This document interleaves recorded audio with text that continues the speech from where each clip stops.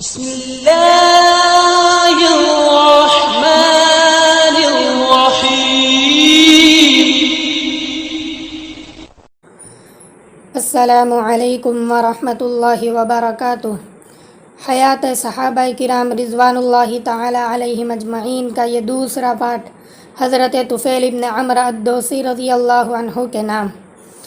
حضرت طفیل ابن عمرو الدوسی رضی اللہ عنہ زمانہ جاہلیت میں قبیلہ دوس کے اشراف اور سرداروں میں ایک ممتاز سردار تھے، اور عرب کے چند گنے چنے بہادروں میں ان کا شمار ہوتا تھا۔ ایسے سخی تھے کہ کبھی ہنڈیا چولہے سے نہ اترتی، اور ایسے فراخ دل تھے کہ کسی بھی ضرورت مند کی امید پر اور اس کی آمد پر ان کے گھر کا دروازہ بند نہ ہوا۔ بھوکے کو کھانا کھلاتے، خوفزدہ کو تسلی دیتے، اور پناہ چاہنے والوں کو اپنے یہاں پناہ دیتے۔ اس کے ساتھ ساتھ وہ بلا کے ذہین و فتین تھے، انہیں نہایت حساس دل ملا تھا۔ ان کا شعور بہت لطیف تھا، کلام کے تیور پہچانتے تھے اور ایسی بات کرتے جو جادو سا اثر رکھتی تھی۔ جناب طفیل رضی اللہ عنہ نے تہامہ میں اپنا گھر بار چھوڑ کر مکہ معظمہ کا رخ کیا۔ یہ وہ وقت تھا جب رسول اکرم صلی اللہ علیہ وسلم اور کفار قریش میں کفر و ایمان کی معرکہ آرائی ہو رہی تھی۔ ہر فریق کی خواہش تھی کہ اپنے گرد زیادہ سے زیادہ ہم نوا جمع کر لے اور لڑائی جیتنے کے لیے زیادہ سے زیادہ اپنے مددگار اور معاون پیدا کر لے۔ رسول اللہ صلی اللہ علیہ وسلم تو لوگوں کو اپنے رب کی طرف بلاتے تھے، اور آپ کا اصل ہتھیار ایمان کی محکمی اور حق پر یقین رکھنا تھا۔ اس کے برعکس کفار قریش کوشاں تھے کہ آپ کی دعوت کو رد کر دے اور اس سلسلے میں ہر حربہ استعمال کرے، یہی نہیں بلکہ لوگوں کو آپ کے پاس آنے سے روکے۔ یہاں آ کر حضرت طفیل ابن عمرو رضی اللہ عنہ نے ایسا محسوس کیا کہ میں بغیر کسی تیاری کے غیر شعوری طور پر اس معرکے میں شرکت کر رہا ہوں۔ وہ نہ چاہتے ہوئے بھی کفر و اسلام کی اس لڑائی میں کود پڑے۔ مکہ مکرمہ اس غرض سے نہیں آئے تھے، اور نہ حضرت محمد صلی اللہ علیہ وسلم اور قریش کی اس معرکہ آرائی کا خیال ان کے دل میں کبھی آیا تھا۔ اس وجہ سے حضرت طفیل ابن عمرو الدوسی کی ایک ناقابل فراموش داستان ابھر کر سامنے آتی ہے۔ یہ دلچسپ داستان سننے کے لائق ہے۔ حضرت طفیل ابن عمرو فرماتے ہیں کہ جو ہی میں مکہ معظمہ پہنچا، سرداران قریش مجھ پر ٹوٹ پڑے۔ بڑی گرم جوشی سے انہوں نے میرا استقبال کیا اور بڑی ہی عزت افزائی کا ثبوت دیا۔ پھر تمام سردار اور معززین ایک جگہ جمع ہوئے، مجھے اپنے پاس بلا کر کہنے لگے، طفیل آپ کے یہاں تشریف لائے ہیں۔ یہاں ایک شخص نے بزعم خود نبوت کا دعویٰ کر رکھا ہے، اس نے ہمارے خیالات کو چوپٹ کر دیا ہے، ہم میں پھوٹ ڈال دی ہے اور ہمیں پارا پارا کر دیا ہے۔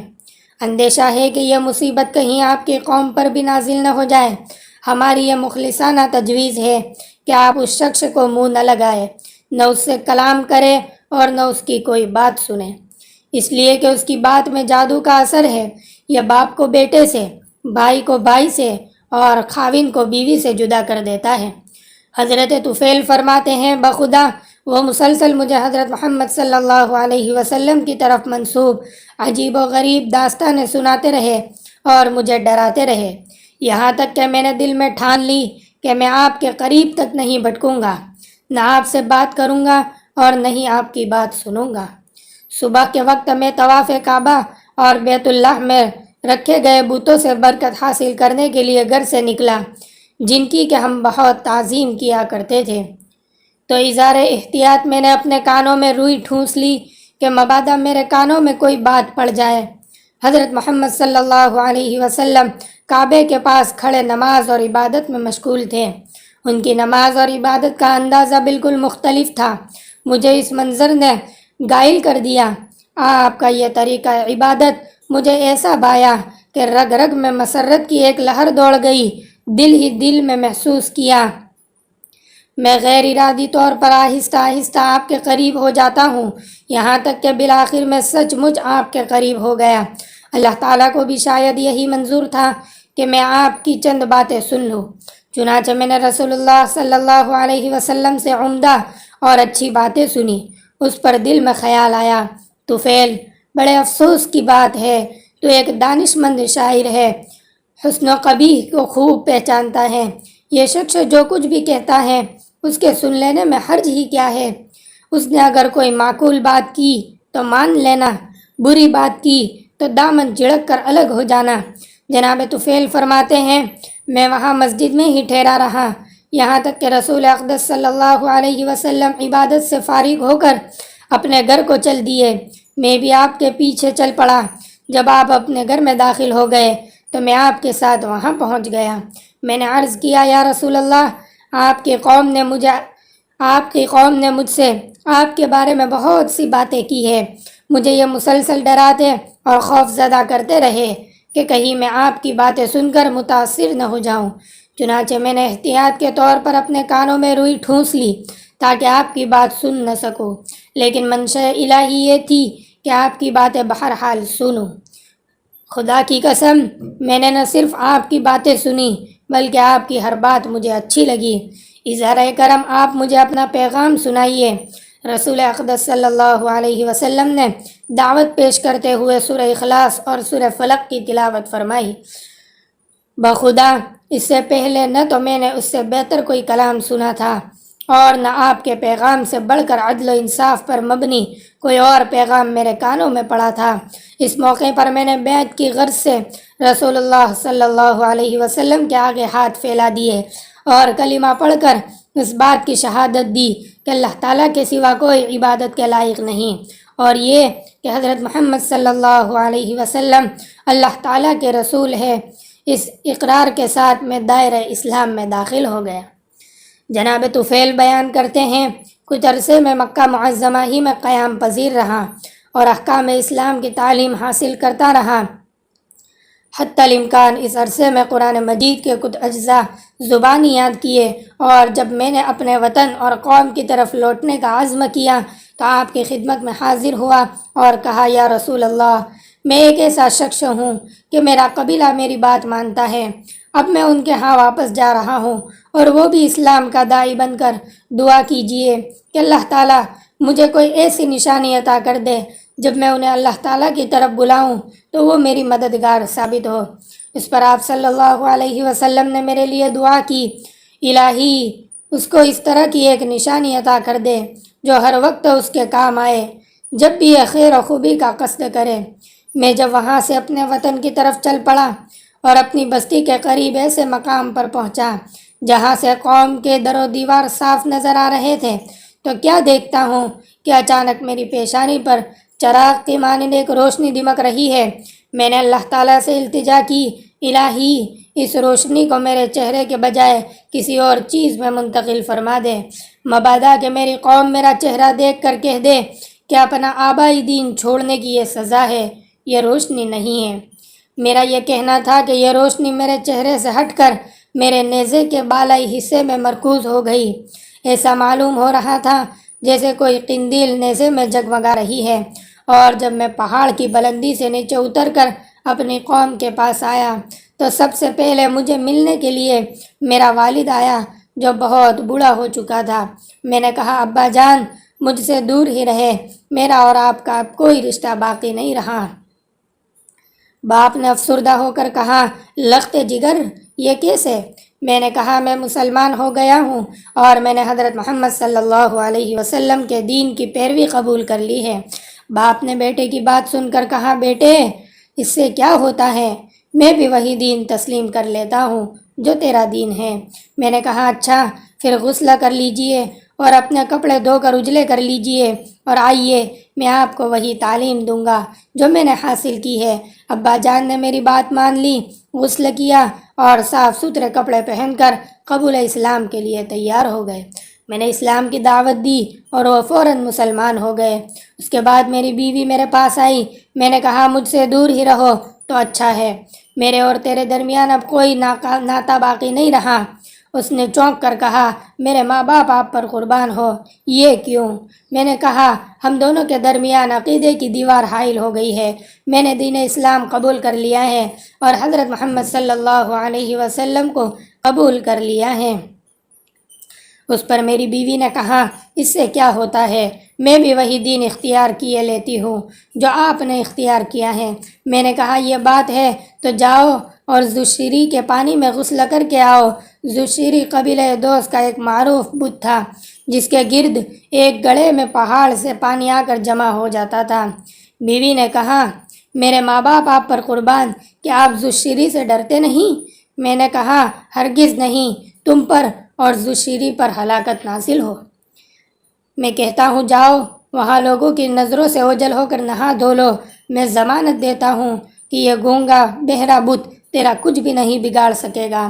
یہ حوصلہ افزا بات سن کر وہ گئی اور غسل کر کے واپس آ گئی۔ میں نے اس کے سامنے اسلام کی سادہ اور پر تاثیر دعوت پیش کی، جس کو اس نے خندہ پیشانی سے قبول کیا اور وہ مسلمان ہو گئی۔ اس کے بعد میں نے براہ راست قبیلہ دوس کو اسلام کی طرف بلایا۔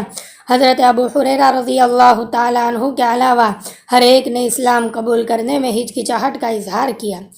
اس گروہ میں حضرت ابو ہریرہ رضی اللہ تعالیٰ عنہ ہی تنہا ایسے سلیم الطبع شخص تھے جنہوں نے بغیر کسی تعمل کے اسلام کا پیغام دل کی گہرائیوں میں اتار لیا۔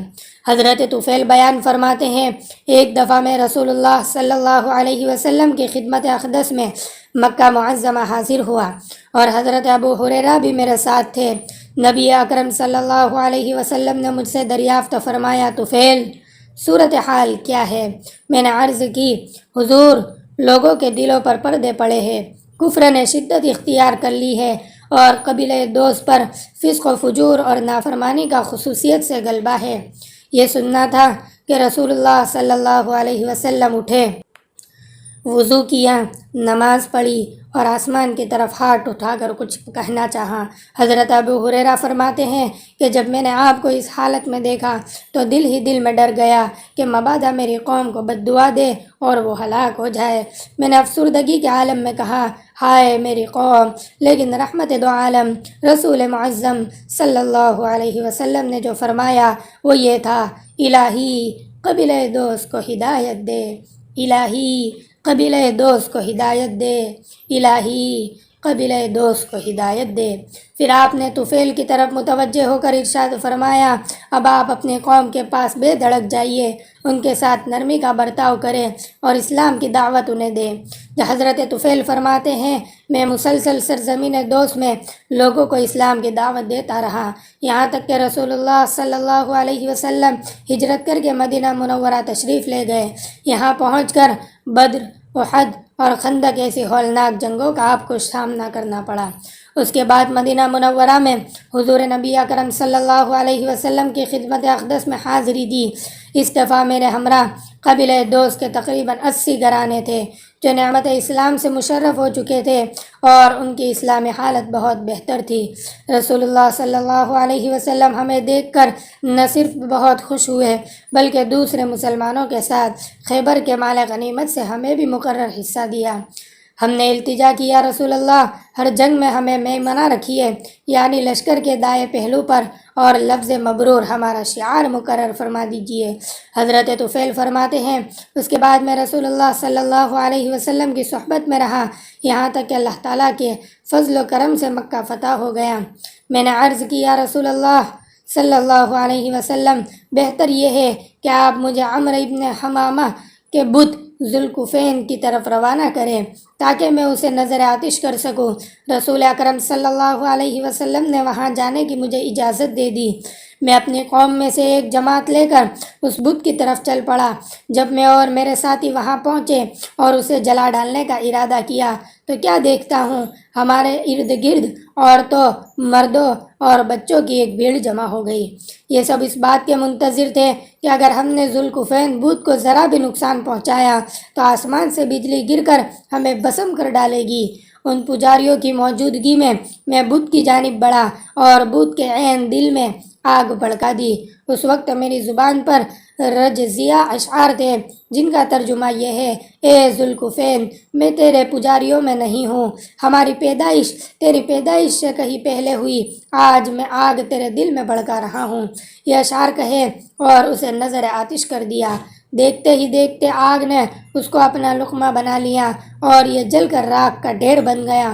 اس کے جل جانے کے اس کے جل جانے سے شرک کی جڑ بھی کٹ گئی اور پورا قبیلہ اسلام کے آغوش میں آ گیا، اور پھر ہم نے اپنے حسن اسلام کا ثبوت بھی دیا۔ حضرت طفیل ابن عمرو الدوسی رضی اللہ عنہ نے آخر دم تک رسول اکرم صلی اللہ علیہ وسلم کا ساتھ دیا۔ آپ کے وصال کے بعد حضرت صدیق اکبر جب مسند خلافت پر فائز ہوئے تو حضرت طفیل ابن عمرو خلیفہ رسول صلی اللہ علیہ وسلم کے خدمت میں حاضر ہوئے اور یقین دلایا کہ میری ذات، میری تلوار اور میرا بیٹا آپ کی تائید و نصرت کے لیے وقف ہے۔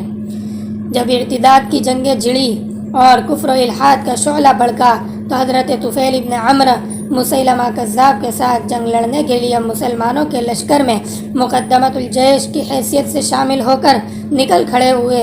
اس وقت ان کے ہمراہ ان کا بیٹا عمرو بھی تھا۔ یمامہ کی طرف روانگی کے سلسلے میں ابھی وہ راستے ہی میں تھے کہ انہوں نے خواب دیکھا۔ اپنے ساتھیوں سے انہوں نے کہا، میں نے ایک خواب دیکھا ہے، میں اس کی تعبیر معلوم کرنا چاہتا ہوں۔ ساتھیوں نے دریافت کیا، آپ نے خواب میں کیا دیکھا؟ فرمایا، میں نے خواب میں دیکھا کہ میرا سر مونڈ دیا گیا اور ایک پرندہ میرے منہ سے نکل کر اڑ گیا ہے اور ایک عورت نے مجھے اپنے پیٹ میں چھپا لیا ہے۔ میں نے دیکھا کہ میرا بیٹا عمرو بھی تیزی سے بھاگتا ہوا میرے پیچھے پیچھے آ رہا ہے، لیکن میرے اور اس کے درمیان میں کوئی چیز حائل ہو گئی۔ تمام ساتھیوں نے کہا، خواب تو اچھا ہے۔ انہوں نے کہا، بخدا میں نے اس کی ایک تعبیر کی ہے، سر منڈوانے سے یہ مراد ہے کہ میرا سر کاٹ دیا جائے گا۔ پرندہ جو میرے منہ سے اڑ کر نکل گیا، اس کا مطلب یہ ہے کہ میری روح پرواز کر جائے گی، اور وہ عورت جس نے مجھے پیٹ میں چھپا لیا ہے زمین ہے جو کھودی جائے گی اور اس میں مجھے دفن کیا جائے گا۔ میری دلی تمنا ہے کہ مجھے شہادت نصیب ہو۔ رہا میرے بیٹے کا میرے پیچھے بھاگنا، تو اس سے یہ مراد ہے کہ وہ بھی میری طرح شہادت کی تلاش میں سرگردہ رہے گا، جو میرا مقصد ہے، لیکن اسے شہادت کا یہ پیغام میرے بعد اس وقت ملے گا جب اللہ تعالیٰ کو منظور ہوگا۔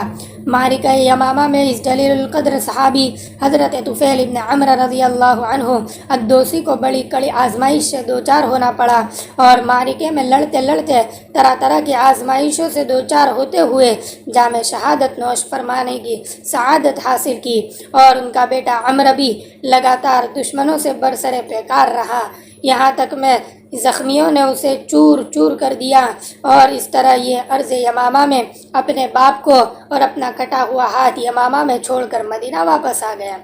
حضرت عمر ابن خطاب رضی اللہ عنہ کے دور خلافت میں ایک مرتبہ حضرت عمرو ابن طفیل رضی اللہ عنہ آپ سے ملاقات کے لیے تشریف لائے۔ دسترخوان بچھا، اس وقت متعدد لوگ آپ کے پاس بیٹھے ہوئے تھے۔ آپ نے سب کو کھانے کی دعوت دی۔ حضرت طفیل ابن عمرو رضی اللہ عنہ ایک طرف الگ ہو کر بیٹھ گئے۔ فاروق اعظم رضی اللہ عنہ نے دریافت کیا کہ کیا بات ہے، آپ کھانے میں شریک کیوں نہیں ہو رہے؟ ایسا تو نہیں کہ آپ اپنے کٹے ہوئے ہاتھ کی وجہ سے شرم محسوس کر رہے ہو؟ جواب دیا، امیر المؤمنین، بالکل یہی بات ہے۔